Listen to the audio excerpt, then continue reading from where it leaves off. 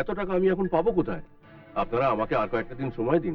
আপনাকে অনেক সময় দেওয়া হয়েছে, আপনাকে আমরা বিশ্বাস করি না। কিন্তু এত টাকা আমি পাবো কোথায়? আপনারা এই বাড়িটা বিক্রি করে দিন। বাড়ি বিক্রি করবো? একটু দয়া করুন আমাকে, আমার অবস্থা তো দেখতেই পাচ্ছেন। মিস্টার চৌধুরী, আমাদের টাকা শোধ করুন, না হলে আমরা কোর্টে যেতে বাধ্য হব। বাড়ি বিক্রি করবো বললেই তো আর করা যায় না।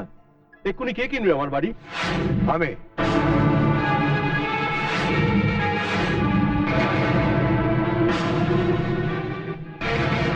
তুমি? তুমি নয়, আপনি। আপনার কাছে আমি বাড়ি বিক্রি করবো না। কেন করবেন না? আপনার টাকার দরকার, আর আমার এই বাড়িটা দরকার। আপনি বাড়িটা বিক্রি করে আমাদের টাকা শোধ করে দিন। শোধ করে দিন। বলুন কত টাকা চাই? 1 কোটি টাকা। পারবেন দিতে?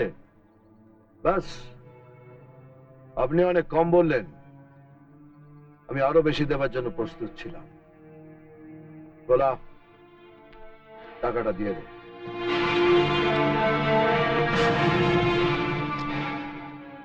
দাঁড়ান, এরা নেবার আগে এই দলিলে সাইন করুন।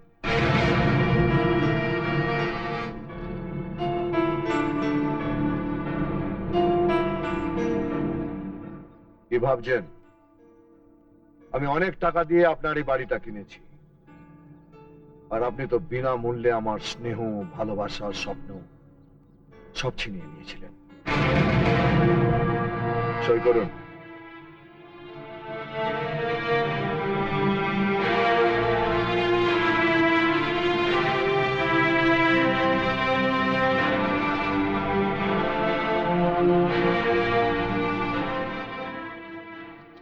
আপনার ফার্নিচারের দাম কত? ওগুলো কিনবেন নাকি? নিশ্চয়ই। ওগুলোতে বসে দেখবো যে কত সহজে পরের স্বপ্নকে নিজের করে নেওয়া যায়। 15 লাখ টাকা। বলা, দিয়ে দে। এই নিন।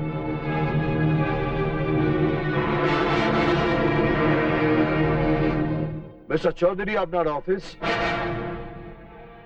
বন্ধ হয়ে গেছে। আপনার ফ্যাক্টরি নিলাম হয়ে গেছে। আপনার বাড়ি এইমাত্র আমি বিক্রি করে দিয়েছি। ও ও ও তার মানে আপনি তো একটা ভিখারি। কি মজার ব্যাপার বলুন তো। একদিন আপনার কাছে টাকা ছিল, আপনি আমার সবকিছু কেড়ে নিয়েছিলেন। আজ আমার কাছে টাকা আছে, আমি আপনার সবকিছু কেড়ে নিয়েছি। তার মানে আপনিও কিছু নন, আমিও কিছু নই, সবকিছু এই টাকা। আর এই টাকা এক হাত থেকে অপরের হাতে ঘুরে বেড়ায়, আর সেই টাকার জোরে আপনারা মানুষকে মানুষ বলে মনে করেন না। কেন বলুন তো? Get out. শুনুন, যতদিন না আপনি আপনার আশ্রয় পাচ্ছেন, ততদিন আপনার স্ত্রী দিদির সম্মান নিয়ে এই বাড়িতে থাকতে পারে। যদি আপনি আমার স্ত্রীকে সেই সম্মানটা দেননি, দারোয়ান ডেকে বার করে দিয়েছে। দারোয়ান, এনাকে গেটের বাইরে বার করে দাও।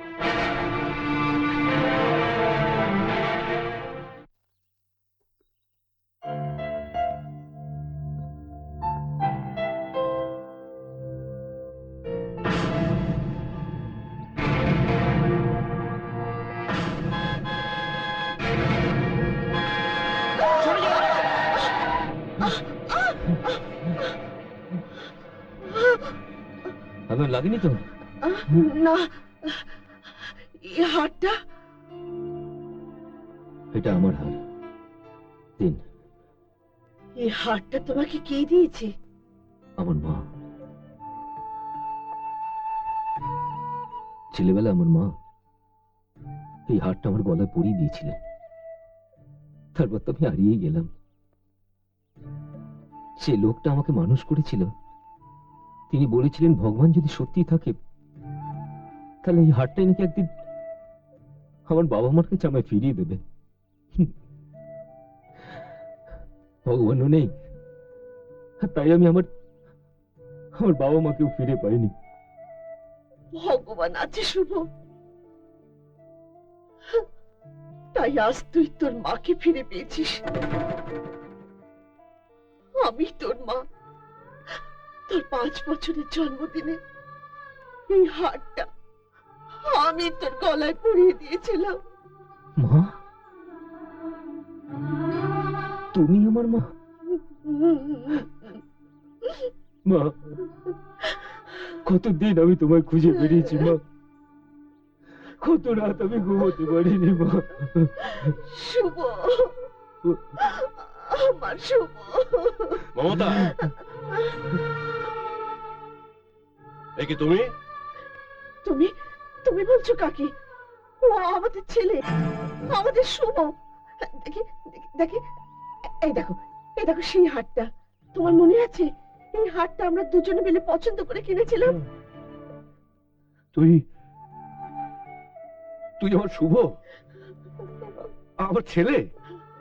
মমতা, মমতা, আমি কোনোদিন ভগবানে বিশ্বাস করিনি, কিন্তু তোমার ভগবানকে ডেকে আমার বলতে ইচ্ছে করছে, ভগবান তুমি আমার সমস্ত কিছু কেড়ে নিয়েছো, কিন্তু আমার সব থেকে মূল্যবান জিনিসটা তুমি ফেরত দিয়েছো, আমার ছেলে। না শশাঙ্ক চৌধুরী, আমি আপনার ছেলে নই, আর আপনিও আমার বাবা নন। কি বলছিস তুই? নিজের বাবার সঙ্গে কেউ এভাবে কথা বলে? বাবা? কিসের বাবা? যে বাবা স্বার্থ সিদ্ধির জন্য নিজের ছেলের জায়গায় অপরের ছেলেকে বসায়, তারপর স্বার্থ পড়ে গেলে তাকে ছেলের জুতোর মতো ছুলে ফেলে দেয়, সে যে নিজের ছেলের ক্ষেত্রে তা করবে না, তার কি গ্যারান্টি আছে? শুভ, ব্যাস, এই নামটা আপনার মুখ থেকে আমি শুনতে চাই না শশাঙ্ক চৌধুরী। এই নামে শুধু আমার মা আমায় ডাকবেন। আমাকে ক্ষমা করতে পারিস না তুই? তোর এই হতভাগ্য বাবাটাকে ক্ষমা করে তুই আমার কাছে ফিরে আয়। আপনার মতো স্বার্থপর মানুষকে ক্ষমা করে ফিরে আসলে সেই মহান মানুষটাকে যে অসম্মান করা হয়, যে এই গুন্ডা রাজাকে সম্মান দিয়ে মানুষ তৈরি করেছে। গুন্ডা হলে কি করতাম জানি না, কিন্তু আমি তো মানুষ। তাই আপনার এই অফারটা আমি ফিরিয়ে দিলাম, কারণ আমার কাছে আপনার থেকে আমার দাদার দাম অনেক বেশি, অনেক বেশি। শুভ, শুভ শ্বাসটা শোন, শুভ। মমতা, মমতা, দেখতে পাচ্ছ না? মমতা। শুভ চলে গেল, ওকে আটকাও, ওকে আটকাও। শুভ, শুভ শ্বাসটা শোন, শুভ, শুভ শোন। যে শশাঙ্ক চৌধুরী একদিন কোটি কোটি টাকা এই দু হাতে নাড়াচাড়া করেছে, সে আজ ব্রিফকেস হাতে করে একটা কুলির করুণা নিয়ে পথে এসে দাঁড়িয়েছে। করুণা! আমি একটা কথা বলবো স্যার। তুমি আর কি বলবে দত্ত? আমি তো সবকিছু হারিয়ে। আবার আপনি সবকিছু ফিরে পাবেন স্যার। আপনার কোম্পানি, ফ্যাক্টরি, বাড়ি, সবকিছু আবার আপনার কাছে ফিরে চলে আসবে স্যার। শুধু ওই শিবনাথ রায়ের স্বপ্নে একটা বিরাট ঘা মারতে হবে স্যার। Do it